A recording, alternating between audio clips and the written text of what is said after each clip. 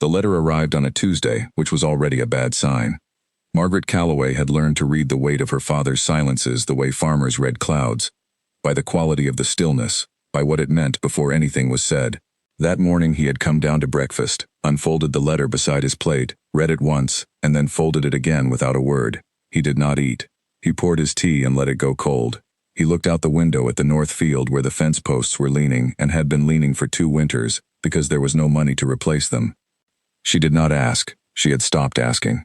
Margaret was 24 years old, the eldest of 3 daughters, and she had been running Calloway House since her mother died 5 years earlier. Not running it the way people say a woman runs a house, decorating and supervising and hosting. Running it the way you run something that is slowly failing, tracking the accounts, stretching the meat, deciding which creditor to pay this month and which to write a polite letter to next month. She knew every crack in every ceiling, and exactly which fireplace threw smoke back into the room on windy days. She knew the estate the way you know something you love and cannot save. Her father, William Calloway, was not a cruel man. He was simply one of those men who had never been asked to be practical, and so when practicality was required, he had no muscle for it. He had charm and good manners, and a way of laughing at the right moment that made people like him even when they were losing patience with him. These were not useless qualities. They had bought him time, again and again, but time was not what they needed now. "We are having a guest on Friday," he said, without turning from the window. Margaret looked up from her accounts. What kind of guest? A gentleman, a neighbor. He turned then. He was smiling, but it was the smile he wore when he was asking her not to ask more questions. "Please make sure the drawing room is presentable, and tell Mrs. Fenn to prepare something decent for tea." "Which neighbor?" "I will make the introduction when he arrives." He picked up his cold tea, took 1 sip, set it down, and walked out of the room. She sat with the account book open in front of her, and a number on the page that did not improve no matter how many times she looked at it. She knew what a Friday guest meant. It meant a man coming to look at what remained of the estate and decide whether it was worth something. It meant a negotiation that her father would handle badly and she would not be permitted to participate in. It meant smiling and pouring tea while men discussed her family's future in polite, vague language that she would decode correctly and be told afterward that she had misunderstood. She had done this before. She went upstairs after breakfast and stood in front of her wardrobe for a long time. There was the blue dress, which was the one people noticed.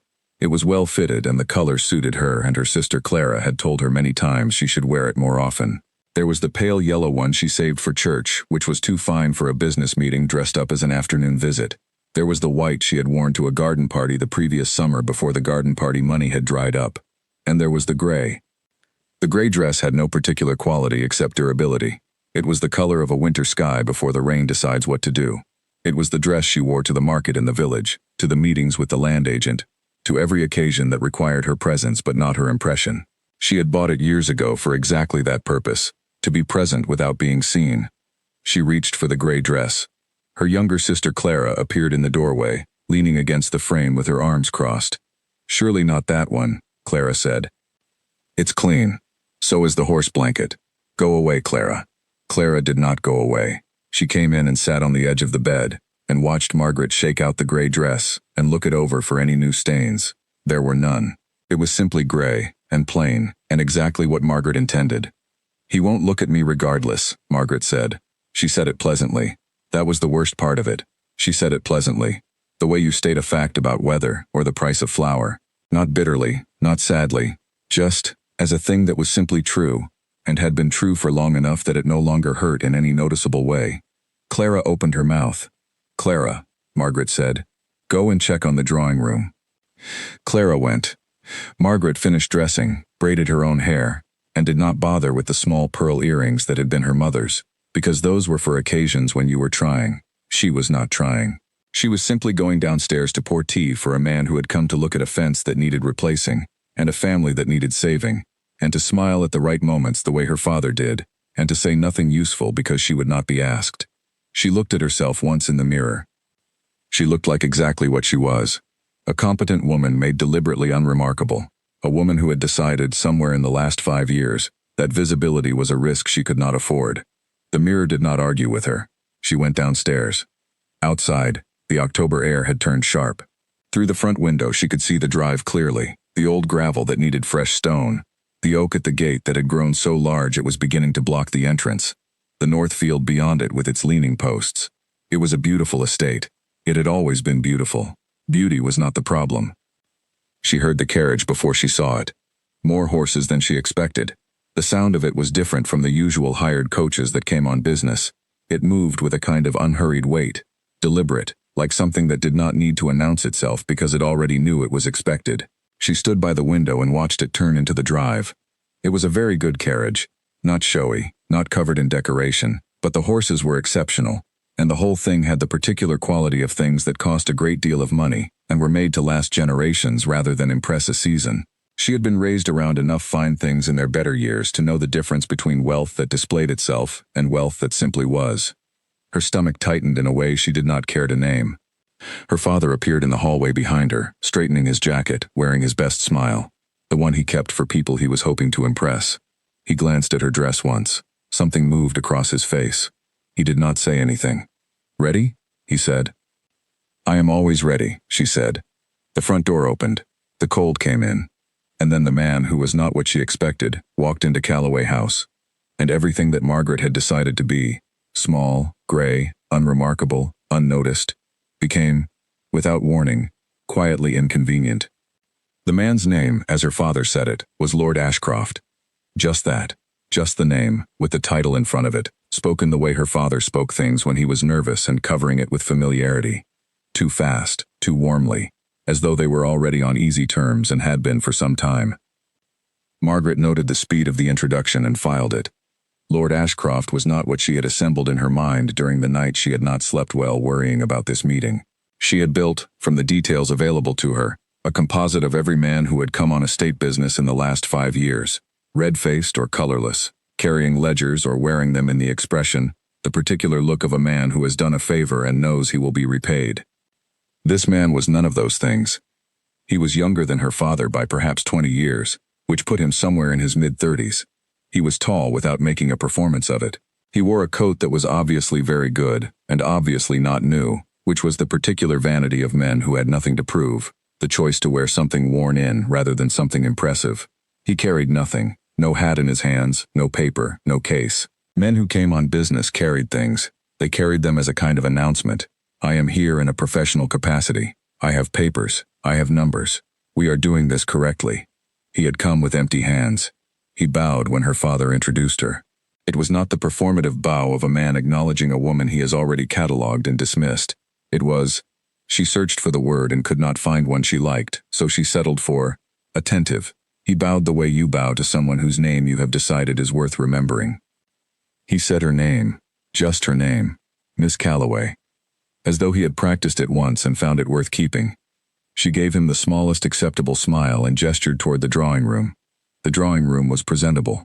She had seen to that herself that morning, going over it with the eye she reserved for things that reflected on the family. The small tear in the curtain lining turned inward. The chair with the unsteady leg placed against the wall where no one would sit in it. The fire was burning. The tea tray was ready. Everything said, "We are comfortable here." Everything said, "Nothing is wrong." She had been arranging rooms to say that for 5 years. Her father sat in his usual chair.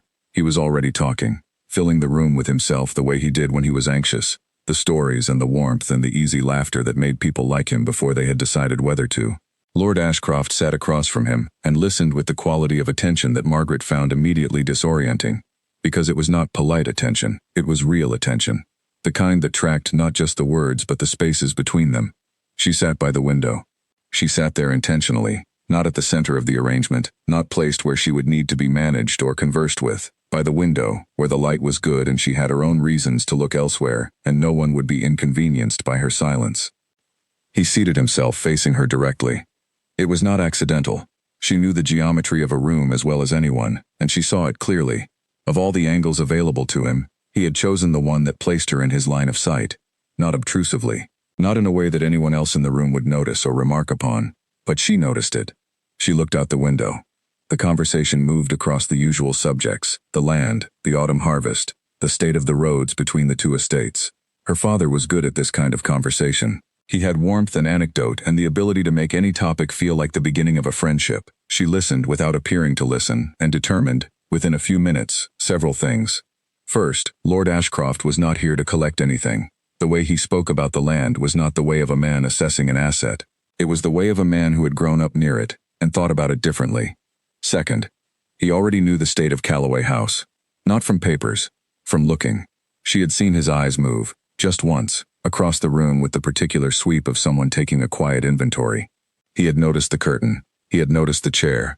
He noticed, she suspected, all the small evidence of a house being kept up by will and careful arrangement, and not much else. Third, he had not flinched. Tea arrived. Clara brought it in, and Margaret watched her sister take one look at Lord Ashcroft and go very slightly pink about the ears, which was Clara's version of composure leaving the room. Margaret poured. The conversation shifted to crop rotations, which was the kind of topic that made most drawing room guests visibly long for a change of subject. She had views on crop rotations. She had been reading about them for 3 years in the agricultural pamphlets she borrowed from the lending library when no one was looking, because the North Field's yield was declining, and she needed to understand why. She said nothing. Then Lord Ashcroft said something mildly incorrect about the drainage on chalk soil, and she looked up from her teacup without meaning to. The chalk underneath that field runs northwest, she said. The drainage issue isn't the volume of water. It's the direction. The room went quiet in the particular way rooms go quiet when a woman has said something that everyone is deciding how to receive. Lord Ashcroft looked at her. Not the look that meant he was revising her downward, the other one. "You've walked the field," he said. It was not a question. "Every morning," she said, "for 4 years. Her father made a sound that was half laugh, half apology, the sound he made when he was preparing to explain her away, to soften her into something more drawing-room shaped. Lord Ashcroft did not give him the room to do it. "Which direction would you drain toward?" he said, directly to her, as though the room contained exactly 2 people and her father was the furniture. She told him. He listened with that same quality of attention, and then he nodded once, not the performative nod that means I am pretending to consider this, but the nod of a man updating his understanding of something real. Her father recovered and steered the conversation elsewhere. She returned to the window. The light was lower now, the afternoon moving on, the north field going golden at its edges. She did not look at Lord Ashcroft again, but she was aware, with a precision that irritated her, that he looked at her twice more before the visit ended. Not conspicuously, not in any way that anyone else would have caught, but she caught it. When he left, he shook her father's hand and then turned to her and bowed again. "Miss Callaway," he said, "same weight, same care." She gave him the same small smile. The door closed. Clara materialized from the hallway. "Well," Clara said, with the enormous expressiveness she packed into single syllables, "he is not what I expected." "Go and help Mrs. Fenn clear the tea things," Margaret said. She stayed in the drawing room a moment longer. The fire had burned low. The room was quiet. She looked at the chair with the unsteady leg, still properly placed against the wall. She did not know who he was yet. She would find out before morning. Mrs. Fenn told her while arranging the upstairs linen. This was Mrs. Fenn's method, the casual delivery of information that would rearrange everything, offered between tasks as though it were simply one more item on the day's list. She had been the housekeeper at Callaway House for 21 years, and had outlasted 2 land agents, 3 solicitors, 1 near ruin, and Margaret's mother's long illness with the same unreadable efficiency. She did not gossip, she conveyed. "The Duke of Summerfield," she said, smoothing a pillowcase. "His family has held Ravenscroft for 3 generations." Margaret stood in the doorway of the linen closet and said nothing. "Third in precedence in the county," Mrs. Fenn continued, folding. "His father died 4 years ago. He manages the estate himself. The house is very large. The grounds are extensive." She looked up once. He rode over himself. No steward, just him and his man. She looked back down at the linen. "He asked your father about the north field drainage before they came inside," she said. "Your father told him the field was in excellent condition." "A beat." "I see," Margaret said. "Will you want extra coal for the bedroom tonight? The temperature's dropping." "Yes," Margaret said. "Thank you, Mrs. Fenn." She walked down the hall to her room and closed the door. She sat on the edge of the bed. The gray dress was hanging on the back of the door where she had put it that morning, waiting to be brushed and returned to the wardrobe. She looked at it for a long time. A duke, not a land agent, not a creditor in a good coat. The Duke of Summerfield, whose estate bordered theirs to the north, who had come himself, with empty hands, on a Friday afternoon, and sat in their drawing room asking about chalk soil drainage, and not from her father, who had answered the question about the field with a comfortable lie, but from her. from the woman in the gray dress by the window who had positioned herself out of the arrangement. She thought about the way he had looked at her when she spoke, not with surprise, with recognition, as though she had confirmed something he had already suspected. She put her hands in her lap and looked at the gray dress and felt, rising in her chest, something she did not immediately name. It was not humiliation. She had braced for humiliation.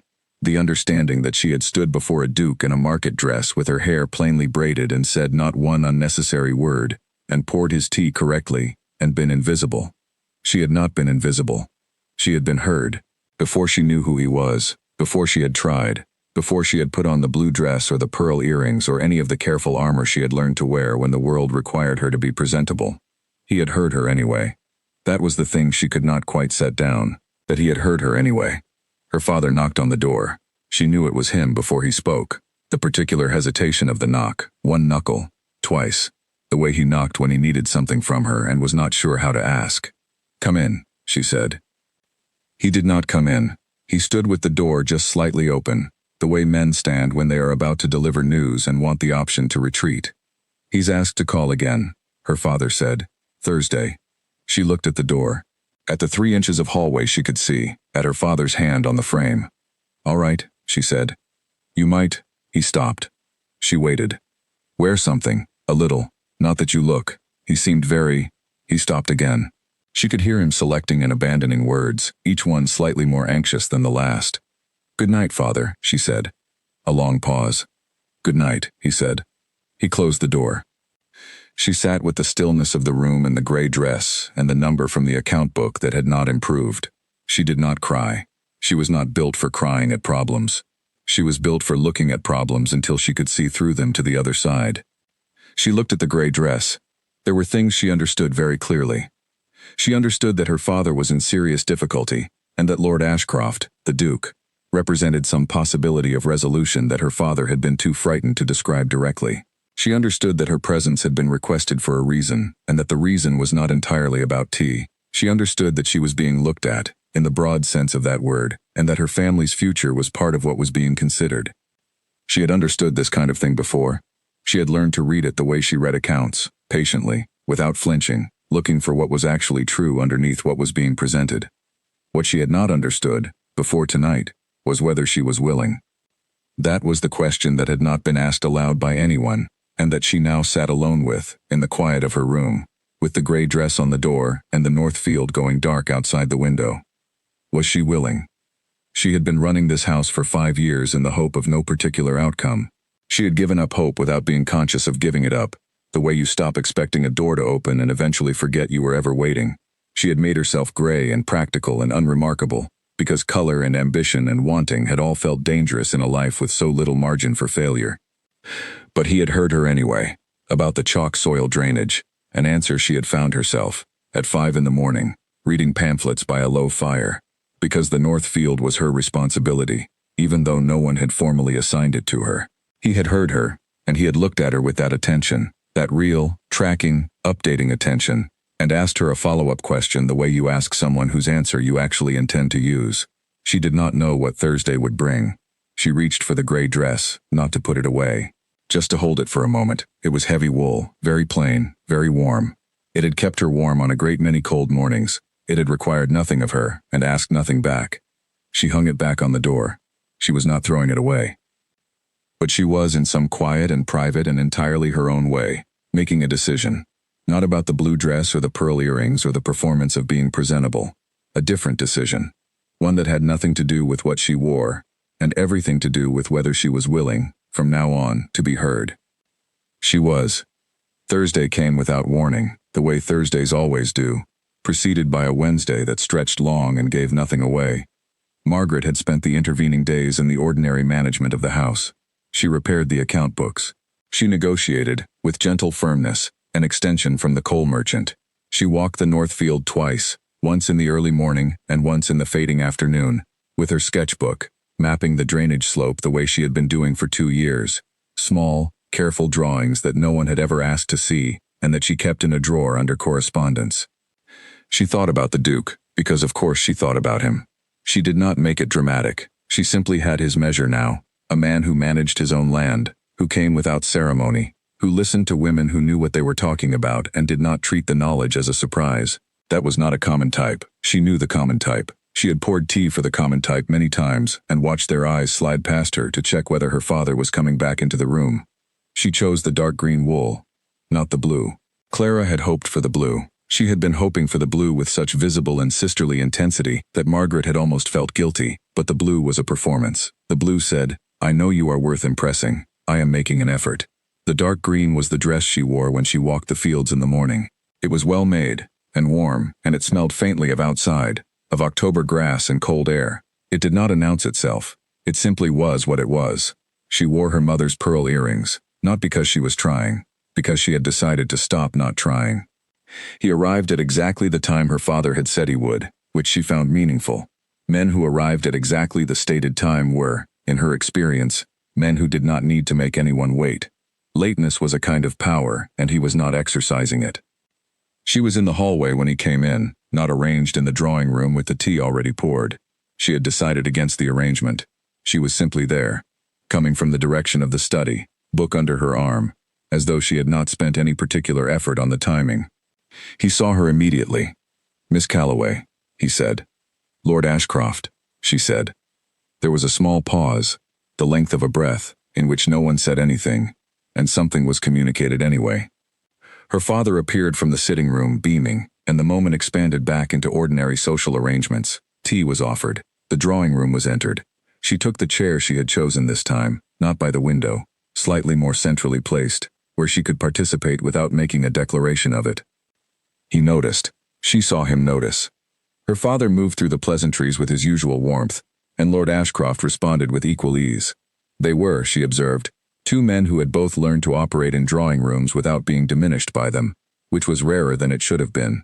But underneath the ease, she felt the conversation's direction, and it was not moving toward the usual business topics. It was moving toward her, not in any obvious way, but in the way water moves toward lower ground, without announcing it, without being dramatic about it, just finding the place it was always going. He asked about the book she had been carrying. She told him. It was an agricultural text, new, borrowed from the lending library, about irrigation methods in dry chalk regions. She said this plainly, without apology, without the small self-deprecating laugh she had noticed other women deploy when they wanted to seem less formidable. He asked her what it argued. She told him that too. He disagreed with one of its central points, politely and specifically, with a counter-argument that was based on something real, a field trial on his own land, a measurement he had taken himself. She listened, she considered. She told him where she thought his counter-argument held and where she thought it did not. He listened with that same attention that she had been turning over in her mind for 6 days, and then he said, "Yes, I think you're right about the second part," in the simple tone of a man who has updated his position and sees no need to make it an event. Her father had stopped talking. She became aware, at some point in the middle of this exchange, that her father had stopped talking completely, that the conversation had reorganized itself around the two of them, and her father was sitting at an angle slightly outside it, his cup in his hand, watching them with an expression that she could not entirely read. Not displeased. Something more complicated, like a man seeing something he had not expected and was not sure whether to welcome. Lord Ashcroft turned toward her father at the natural break. "I wonder," he said, and his voice had a quality of calm deliberateness that was not the same as formality, "if Miss Calloway might show me the north field. I'd like to see the drainage point she described on my last visit." Her father agreed so fast there was something almost painful in it. She stood, she led. They walked out of the house into the October afternoon, which was bright and cold, the kind of brightness that shows everything clearly. She did not take a wrap. She had the green wool, which was warm enough, and he did not offer one, which she appreciated, because the offering of wraps was another kind of arrangement, and she did not want to be arranged. They crossed the lawn in silence. Not the silence of people who have nothing to say, but the silence of people who are comfortable enough that they don't need to fill it. At the edge of the north field, she stopped and pointed to the slope she had been mapping for 2 years. She explained it the way she explained things to herself, directly, with the specifics, without softening it into something more digestible. The slope ran at this angle. The chalk stratum lay at this depth. The water, in the wet months, moved this way, and this was why the lower eastern portion was losing fertility faster than it should. He walked the fence line while she spoke, looking at the ground with the same attention he gave to everything. He stopped at the place she described. He crouched and looked at the soil and stood again. This is fixable, he said. Yes, she said. I know. He turned. The light was behind her and she was aware of being looked at again. Not the evaluation of someone cataloging a woman's appearance, but the attention of someone who was trying to understand something true about a person. How long have you been managing this estate? He said. 5 years, she said. Since my mother died. And before that? I watched my mother manage it, she said. And before that, I watched her watch it being managed badly. I learned from all three. He was quiet for a moment. Your father said the field was in excellent condition, he said. Not unkindly. My father believes it is, she said. He isn't lying. He simply doesn't walk it. Another quiet moment. The wind moved through the dry grass at the field's edge. What would you do, he said, if the resources were available? For the drainage. She had thought about this. She had, in fact, drawn the plan in her sketchbook. She had been drawing it, in its various iterations, for 18 months. The way you plan something you have no expectation of being permitted to build, she told him. She told him the whole of it, the channel, the gradient, the timing across 3 seasons, the anticipated yield improvement by the 2nd year. She told him because he had asked, and because he was the first person who had asked, and because the plan had been living in the drawer under the correspondence for too long already. He listened to all of it. When she finished, the field was going golden at the edges the way it did at this hour, and the Ravenscroft Manor was visible at the far end, over the hedge line, catching the low sun. I can see that house from here, she said. She had not intended to say it aloud. I know, he said. I can see this fence line from my study. I have been able to see it for 30 years. She looked at him. He looked back at her. There was nothing hidden in the look. That was the thing about him that had been disorienting from the beginning. He did not seem to have anything hidden. Most people had something hidden. She did, certainly. She kept great quantities hidden, out of necessity, out of long habit. But he was simply there, in the cold afternoon light, making no effort to be more or less than what he was. We should go back, she said. Yes, he said. We should. They walked back across the field, and she noticed that he matched his pace to hers without drawing attention to it. That small particular courtesy that cost nothing and meant something. At the garden edge he held the gate and she walked through and said thank you, and he said of course, and neither of them looked at the other. She did not need to look. She wore the green dress again. It was not a decision she made dramatically. It was simply that when she stood before the wardrobe on the morning of his 3rd visit, which her father had announced with a barely contained hopefulness that she chose not to acknowledge, the green dress was the one she reached for. Not the blue, not the yellow. The green. Because she had already settled something in herself, and performing uncertainty would be dishonest. He came as he had come before, on time, empty-handed. But this time her father met him at the door, shook his hand with great warmth, and then, with the subtlety of a man who has rehearsed his exit, found that he had pressing business in another part of the house. He announced this cheerfully, as though it had only just occurred to him, and disappeared. She and the Duke stood in the entry hall. I think, he said, your father has left us alone with some intention. Yes, she said. He is not as subtle as he believes. He smiled. She had seen him smile before, briefly, contained. But this one reached further. It changed his face, the way the sun changes a field, completely, and all at once. I should tell you something, he said. She waited. I came the first time, he said, because your father wrote to me about a boundary fence that needs work on the north side. The fence is genuinely in need of repair. That was not a pretense. But, she said. But I had also heard, from people whose opinion I trust, that William Calloway's eldest daughter was managing the estate in his absence, in every practical sense, and had been doing so for some years, and that she was, he paused, selecting the word with care, capable, in a way that was not common. She absorbed this. So you came to look at a fence, she said, and at the person managing the land around it, he said, not apologetically, as a fact, plainly offered. She considered him for a moment. The hall was quiet. The fire in the sitting room made its small sounds. I want to ask you something, she said, and I want an honest answer. Yes, he said. Does my family's financial situation affect your view of this, whatever this is? Does the debt matter to you? Does the state of the estate, is any part of your being here about rescue? He was quiet for a moment. She appreciated the quiet. He was thinking, not performing. The estate situation I knew about before I came, he said. It did not prevent me from coming. Your family's difficulty is your father's difficulty, and it is a real one, and there are practical things that can be done about it. That is a separate matter from this. I have tried to keep them separate and I intend to continue to do so. He looked at her directly. I am not here to rescue anyone. Good, she said. Because I do not need rescuing. No, he said, I can see that. Another moment. I am here, he said, more quietly.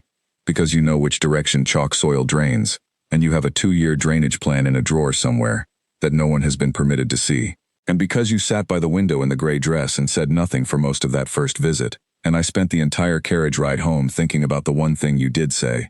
She was very still. Which drawer? She said. His smile again. The study, I would guess. Under the correspondence. She looked at him for a long time. I will show you the plan, she said. After tea. I would like that very much, he said. She led him into the sitting room. She had not put the gray dress away. It was still there, on its hook, exactly where it had been. She had looked at it that morning before reaching for the green, and she had left it where it was, not because she was done with it, but because it was still hers. There was something in that, though she would not have said it aloud, not yet. She poured the tea. He sat across from her, in the chair that faced her directly, as he had from the beginning. She did not move herself to the window. Outside, the north field lay in the pale morning light. The fence posts were still leaning. The chalk soil was still draining in the wrong direction. There was still a great deal of practical work to be done, on the land and on the accounts and on the 100 other real and specific problems that had occupied her for 5 years and would continue to occupy her. But for the first time in a long time, she did not feel as though she were facing them alone. She did not say this. She simply poured the tea. He took the cup from her hand, and when their fingers were briefly adjacent, not touching, just near, she did not look away. She had decided to stop not looking. They were married in spring, not hastily, not in the urgent, scandal-adjacent manner of people trying to resolve a situation. They were married in spring because that was when the arrangements were made properly and when the Ravenscroft chapel was at its best, which the Duke mentioned in passing, and she found, to her own surprise, that she cared about, not for the performance of it, but for the fact that it was real. She was marrying into a real place, with real history and real stone walls and real morning light, and she wanted to see it in the best season. Her father cried at the wedding. He cried with the open, uncomplicated relief of a man who has been carrying something very heavy for a long time, and has finally been allowed to set it down. She did not begrudge him the tears. She had carried the same weight, for the same years, and she understood the specific texture of that relief. She wore the ivory dress, which was her mother's, altered to fit her. This had been her decision entirely, and when she had told Edmund, she had been using his given name for 3 months now, which still arrived in her mind with a quality of newness each time. He had simply said, I think your mother would be very pleased, without embellishment, and she had believed him. The drive from the Calloway house to the Ravenscroft chapel was 15 minutes. Through lanes she had walked her whole life from one side, and never known from the other. The hedge was very tall in spring. On the other side of it, she had always understood, was the Ravenscroft land, the good drainage, the well-managed fields, the estate that had been run properly because it had always had the resources to run properly. She had felt, over the years, a complex and private feeling about those hedges. Not quite envy. Something more like the awareness of a different world, close enough to see the sky above but not the ground below. The chapel was full of people she was only beginning to know. His family, a mother who was sharp and warm in equal measure, and who had looked Margaret over with the directness of a woman who has raised a competent man, and intends to see him married to a competent woman. A sister who was easy to like and very funny in private. Cousins and neighbors and the full geography of a life she had not yet learned the shape of. They smiled at her the way people smile at the person their relation has chosen when they have decided they approve. She found approval less alarming than she had expected. She had expected, going in, that Ravenscroft would feel like a judgment, that walking through those rooms as the new mistress of the house would feel like being assessed, the way everything had felt like assessment for so long. She had braced for the particular strain of being found adequate, or worse, of being found wanting. It did not feel like that. It felt like walking out of a room you have been standing in for a long time into a larger one, and discovering that your legs already know how to carry you. The house opened to her. That was the only way she could describe it. It had the smell she had been half expecting from a house of that age and stone, wood and old air and the accumulated weight of seasons. But underneath it was warmth, real warmth, from fires kept burning and rooms that were lived in, and a household that ran because people cared to run it. She walked through it on her first morning, after Edmund had gone to see his farm manager about the spring planting, and she walked through it the way she had always walked through things she needed to understand. Slowly, with attention, touching the wall at each turning.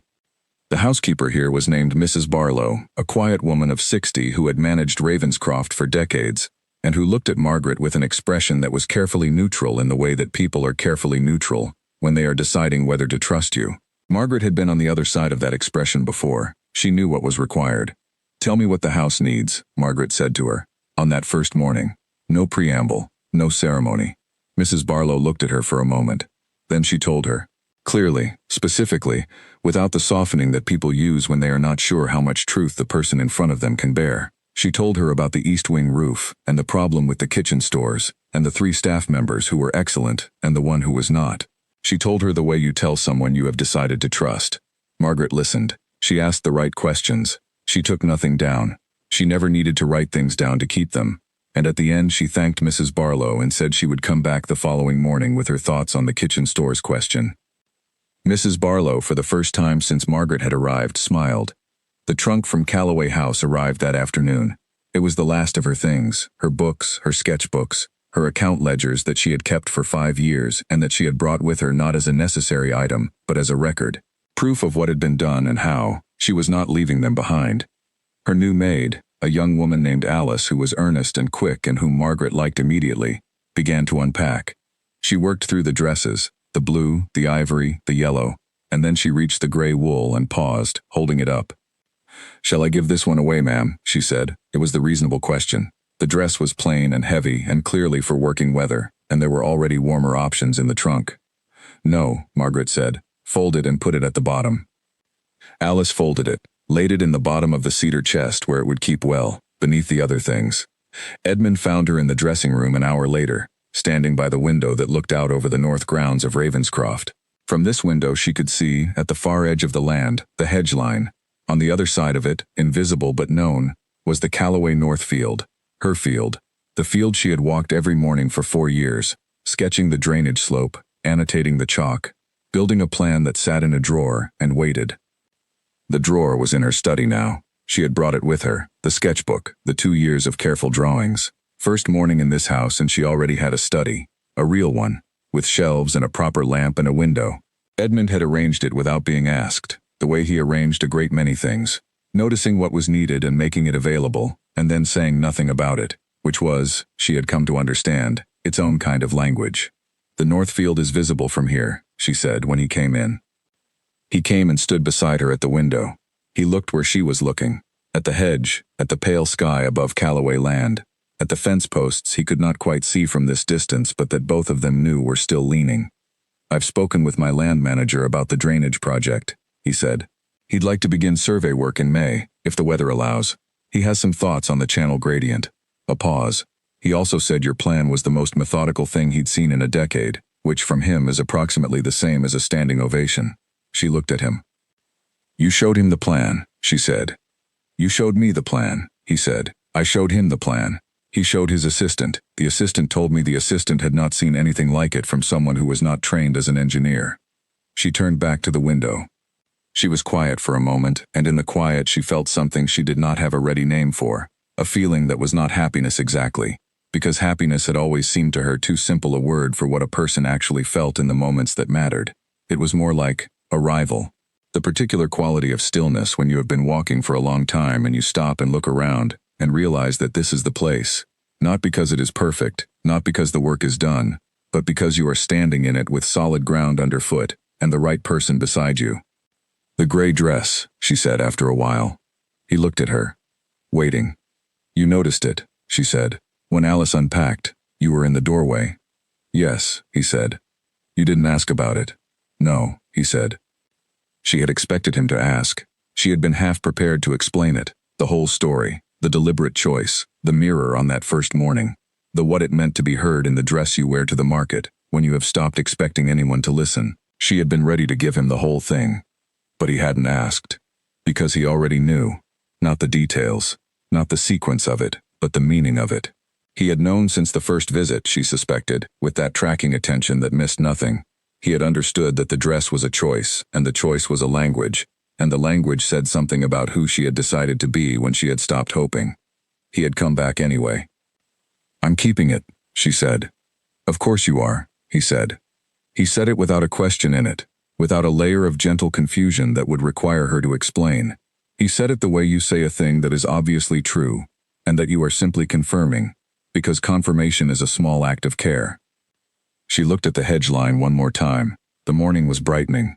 The grounds of Ravenscroft stretched out below the window, the good drainage, the well-kept fields, the land that had been managed properly because there had always been the resources to manage it properly.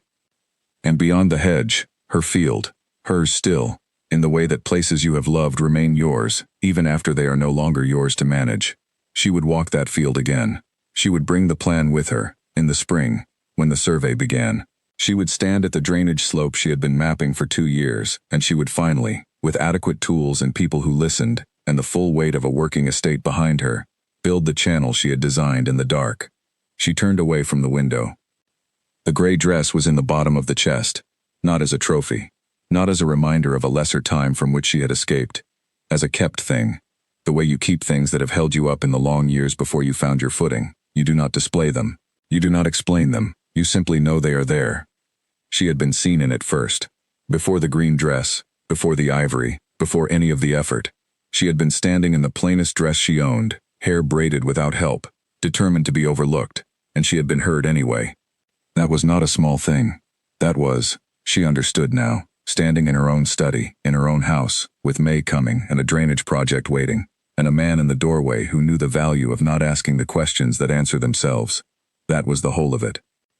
A woman who stops performing smallness and finds the world does not collapse. Finds, in fact, that the world was waiting all along for her to stop. She picked up the sketchbook from the desk. There was work to do.